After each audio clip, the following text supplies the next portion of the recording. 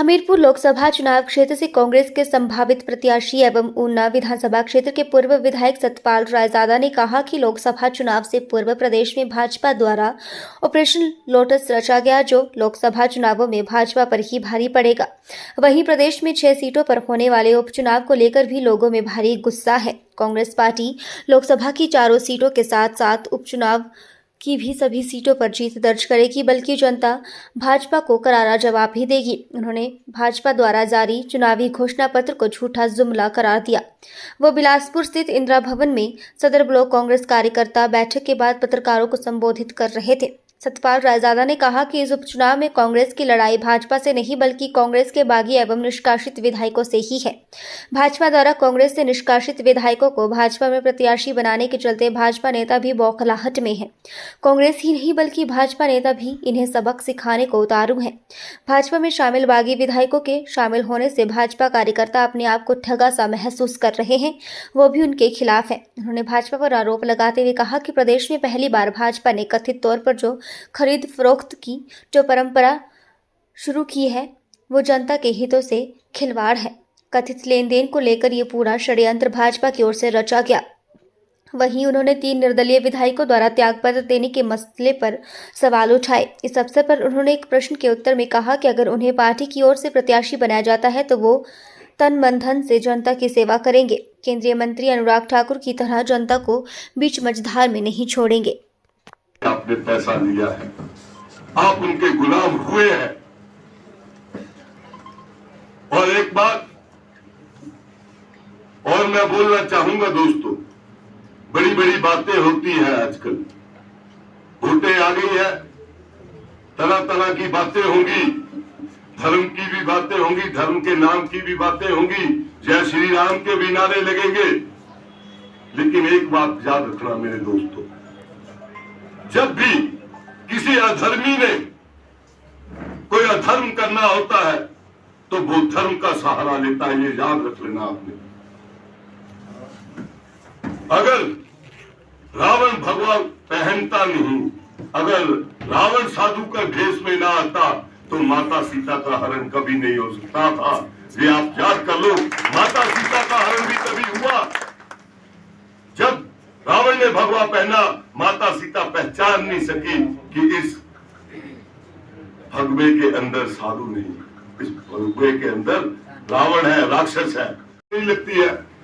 अगर उसके बाद आपको बीजेपी अच्छी नहीं लगती तो आप कांग्रेस को सपोर्ट करो। लेकिन ये रिजाइन किस कारण दे रहे हैं, ये सोचने वाली बात है। और अगर रिजाइन देने जा रहे हैं, या रिजाइन देने के लिए उन्होंने बोला कि हमारा छत कर लो, तो मैं इनसे पूछना चाहता हूँ, रिजाइन देने के बाद आप कौन सा इलेक्शन लड़ेंगे? पंच का लड़ेंगे या एमपी का लड़ेंगे या किसी और का लड़ेंगे? अगर तो आपने एमएलए का चुनाव लड़ना है तो जीतने के बाद तो आप एमएलए ही बनेंगे। क्यों जनता के ऊपर बोझ डाल रहे हैं आप लोग?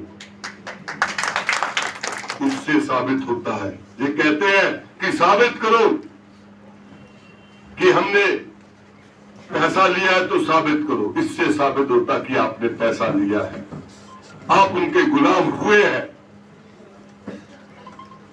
और एक बात और मैं बोलना चाहूंगा दोस्तों, बड़ी बड़ी बातें होती हैं आजकल, वोटें आ गई है, तरह तरह की बातें होंगी, धर्म की भी बातें होंगी, धर्म के नाम की भी बातें होंगी, जय श्री राम के भी नारे लगेंगे। लेकिन एक बात याद रखना मेरे दोस्तों, जब भी किसी अधर्मी ने कोई अधर्म करना होता है तो वो धर्म का सहारा लेता है, ये याद रख लेना आपने। अगर रावण भगवा पहनता नहीं, अगर रावण साधु का भेष में ना आता तो माता सीता का हरण कभी नहीं हो सकता था। ये आप याद कर लो, माता सीता का हरण भी तभी हुआ जब रावण ने भगवा पहना। माता सीता पहचान नहीं सकी कि इस भगवे के अंदर साधु नहीं, इस भगवे के अंदर रावण है, राक्षस है। लगाने वाले जो है कहीं वो अधर्मी तो नहीं है। ये जांचने का वक्त है, ये सोचने का वक्त है। आपको देखना है आपको कौन सी सरकार चाहिए। क्या वो सरकार चाहिए जिसने सत्ता में आते ही सबसे पहले कौन सा काम किया? जो बच्चे इस हिमाचल प्रदेश के जिनके माँ बाप नहीं थे, जिनके ना पिता थे ना जिनकी माता थी, उनको हिमाचल प्रदेश के बच्चे जो है वो घोषित किया गया। आज उनको 4,000 की पॉकेट मनी मिलती है। उनका 28 साल तक जब तक वो पढ़ना चाहते हैं, अगर कोई डॉक्टर बनना चाहता है, कोई इंजीनियर बनना चाहता है, उनका सारा खर्चा जो है वो हिमाचल प्रदेश की सरकार करने जा रही है, कर रही है, और ये कानून पास कर दिया गया है। क्या ऐसी सरकार चाहिए या नहीं चाहिए? आप खुद बताएं। ये सोच है हमारी, ये सोच है हमारी।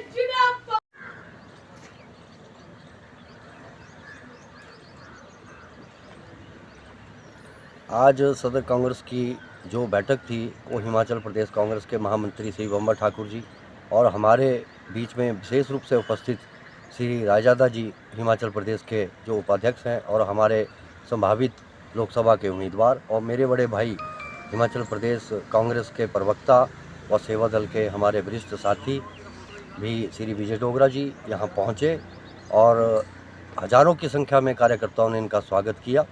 और सदर और ज़िला बिलासपुर की कांग्रेस जो है इनको पूरा भरोसा दिया कि हम आपके साथ हैं और इस बार हम यहाँ कांग्रेस की सीट जीत कर दिखाएंगे।